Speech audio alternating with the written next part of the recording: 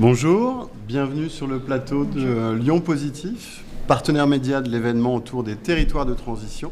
J'ai le plaisir d'accueillir sur le plateau monsieur le maire Peyart, maire de Grande-Synthe. Bonjour à tous. Et ainsi que Florence Riesser, vous êtes ingénieure en transition et résilience des territoires ruraux dans l'association Bardane. Ça, bonjour. Je vais commencer par vous, monsieur le maire. Vous êtes maire de Grande-Synthe, donc une ville, vous allez me décrire un petit peu. C'est quoi la ville de Grande-Synthe déjà ? C'est 22 000 habitants, une ville moyenne sur le territoire de la communauté urbaine de Dunkerque. Voilà, il faut le préciser parce qu'ici on est à Lyon quand même et je ne suis pas sûr que Grande-Synthe soit suffisamment bien située. Qu'est-ce que vous avez mis en place ? Vous allez nous parler de justice alimentaire. Qu'est-ce que vous avez mis en place à Grande-Synthe dans ce cadre ? Voilà, déjà parler un peu de l'expérience grande-synthoise, parce qu'il faut savoir que Grande-Synthe, c'est une ville aujourd'hui de 22 000 habitants, mais jusqu'à la fin des années 50, c'était un village de maraîchers, 1500, 1800 habitants. L'État a décidé de faire la sidérurgie sur l'eau, 1962. Usinor arrive sur le territoire, particulièrement à Grande-Synthe, et c'est une ville champignon qui arrive avec 25 000 habitants. 95% de logements sociaux et aussi cette culture maraîchère qui reste et ce besoin de justice alimentaire au fur et à mesure des années qui se sont mis en place avec comme point d'orgue en 1971 René Carême qui arrive maire de Grande-Synthe et qui comprend qu'il faut, pour changer la vie des gens, il faut aussi changer l'accès à la culture, au sport, aux loisirs et qu'il faut aussi des espaces nature à proximité de chaque habitation. 97% des Grands-Synthois vivent à moins de 300 mètres d'un espace nature. Et on a travaillé après sur la justice alimentaire, c'est d'abord à l'époque, les jardins ouvriers. Ça a été complété par les jardins populaires en pied d'immeuble. Il y en a 6 aujourd'hui à Grande-Synthe, un 7e en construction. Et c'est aussi toute cette politique qui est menée en faveur de nos populations pour la justice alimentaire. C'est pas parce qu'on est une ville industrielle qui est fortement touchée par le chômage, 25% de chômeurs encore à Grande-Synthe, 30% des gens qui vivent sous le seuil de pauvreté, qui n'ont pas le droit à la justice alimentaire et une alimentation digne pour tous. C'est pour ça qu'on a travaillé sur les cantines 100% bio, avec nos partenaires des ateliers littoraux, notre prestataire de services sur la cantine scolaire. On travaille aussi, on a mis en place une micro-ferme urbaine, 5200 mètres carrés dédiés au maraîchage local de proximité, à service communal. Excusez-moi, monsieur le maire, la micro-ferme, c'est donc les produits qui en sortent sont à destination de...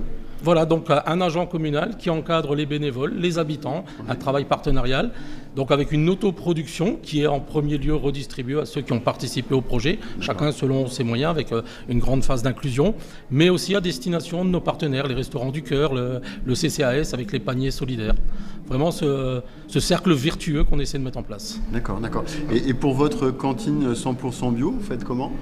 On passe par un prestataire, on passe par les marchés, ce sont les ateliers littoraux dunkerquois, une association d'insertion dunkerquoise qui nous fait les repas 100% bio avec cette exigence, avec du circuit court. Il faut aussi savoir qu'on a 13 hectares à Grande-Synthe de maraîchage. On a 6 maraîchers qui sont installés, qui sont partenaires de la ville, qui sont des privés mais qui sont sur des terrains communaux, qui font du maraîchage bio de proximité.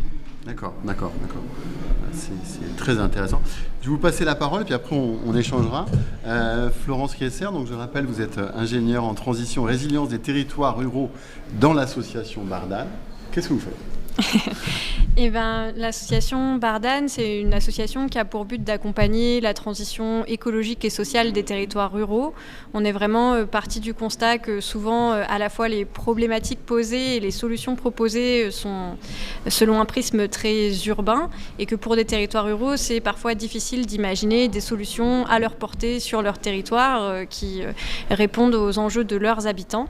Donc nous, on a une approche vraiment de travailler avec tous les acteurs des territoires ruraux, aussi bien les collectivités que les associations, les porteurs de projets, et surtout de cultiver une façon de travailler ensemble, de coopérer sur les territoires pour vraiment les faire changer d'une façon globale. Et un de nos axes d'action, c'est d'accompagner l'émergence et la consolidation de ce qu'on appelle des tiers-lieux. Donc c'est un mot qu'on entend de plus en plus souvent, qui n'a pas une seule définition et qui du coup devient parfois un mot un petit peu fourre-tout. Qu'est-ce qu'il y a dans vos tiers-lieux ? Alors qu'est-ce qu'il y a dans nos tiers-lieux ? Pour nous, un tiers-lieu, c'est avant tout un lieu qui répond à des enjeux et des besoins du territoire. Souvent, il s'appuie sur le patrimoine du territoire, donc effectivement sur sur son histoire. C'est souvent un lieu, une ancienne usine, une ferme dans un centre-bourg qui reprend vie parce qu'il y a un collectif, alors qui peut être un collectif d'habitants, qui peut être porté aussi par des élus, par la collectivité, qui veulent réinvestir ce lieu et qui cherchent à répondre à des besoins du territoire. Donc ça peut être, suite au Covid, on a vu beaucoup de besoins en coworking avec un développement du télétravail, mais ça peut être aussi de l'accompagnement au numérique pour réduire la fracture numérique. Et puis sur le sujet vraiment des ressources, ça peut être des tiers-lieux paysans, agricoles, alimentaires, où du coup on va retrouver des pratiques parfois presque oubliées. On va revaloriser des savoir-faire paysans. On va aussi cultiver la réparation, le faire soi-même, à la fois... Ça peut être lié à des tiers-lieux agricoles pour réparer ou fabriquer des outils agricoles, mais ça peut être aussi de la réparation d'objets, des smartphones, des ordinateurs, pour éviter de rentrer dans un cercle d'achat, de consommation. Donc l'association que vous représentez, effectivement, intervient pour ça, conseille, forme Oui, c'est ça. On acculture, donc on explique ce que c'est un tiers-lieu, ce que ça peut apporter au territoire en termes de mobilité, d'attractivité, de culture. Il y a souvent beaucoup de choses qui se croisent en fait dans les tiers-lieux parce qu'il y a beaucoup de besoins sur les territoires et du coup chaque tiers-lieu sur chaque territoire va être unique. Nous on accompagne les collectifs porteurs de projets ou les collectivités dans la définition de ce qu'elles veulent faire, dans comment investir un lieu pour le faire et puis au-delà du rêve initial, comment le faire durer, donc comment trouver aussi un modèle économique, comment le porter, justement un équilibre entre la collectivité, les citoyens, les associations locales. Donc voilà, on accompagne tout ça aux prémices et puis dans la durée. D'accord. Et est-ce que par exemple, à Grande-Synthe, vous êtes fait accompagner par une association pour l'idée de la micro-ferme urbaine, ou c'est venu d'un projet municipal Alors c'est un projet municipal qui a été accompagné par la Fondation Carasso.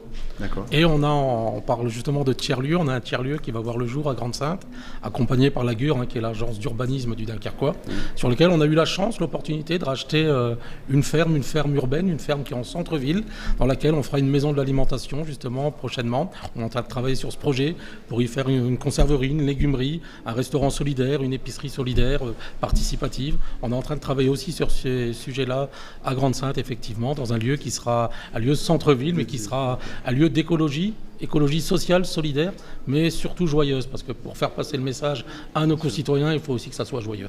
Bien sûr, bien sûr. Une petite expérimentation intéressante que vous pourriez nous livrer avant de... Oui, par exemple, un tiers-lieu que je connais très bien, c'est le Mazier à Bourbon-l'Archambault, donc dans l'Allier. C'est un lieu qui est parti d'un collectif citoyen qui cherchait à revitaliser le centre-bourg. Il a été accueilli par la communauté de communes du Bourbonnais pour créer initialement un espace surtout autour d'un café associatif, parce que c'est vrai que dans beaucoup de centres-bourgs, il y a un manque d'espace de convivialité. À Bourbon, il y a encore beaucoup de commerces de centre-bourg, mais dans d'autres villages, c'est vraiment ça le cœur des projets. Assez rapidement est venue l'idée d'avoir un atelier de réparation et puis un Fab Lab avec de l'impression numérique. Et puis les gens se le sont appropriés, les acteurs du secteur aussi, donc les acteurs économiques par exemple. La CCI a commencé à organiser des permanences et des réunions par là. Les incubateurs d'Auvergne sont venus faire des permanences. C'est devenu une porte d'entrée de l'économie sociale et solidaire. Au fur et à mesure, il y a un espace de coworking qui s'est créé dans un deuxième étage, un espace extérieur plutôt culturel avec des projections de cinéma en plein air, ce qui n'existait pas du tout.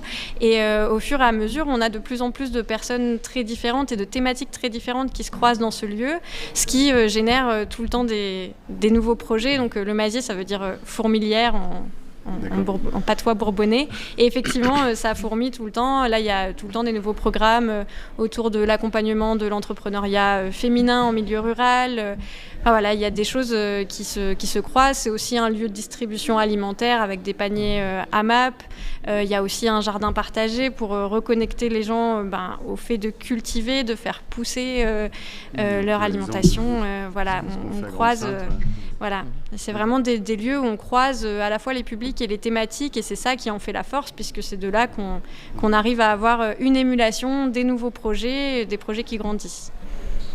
Écoutez, merci beaucoup pour ces éclairages sur vos expérimentations respectives. C'est très intéressant et ça donne plein d'optimisme quand même et de voir des lieux qui sont au-delà de leur intérêt sur la transition, des lieux de convivialité aussi, qui sont de nouveaux lieux de convivialité. Bravo, merci beaucoup et bonne journée. Merci à vous. Merci à vous.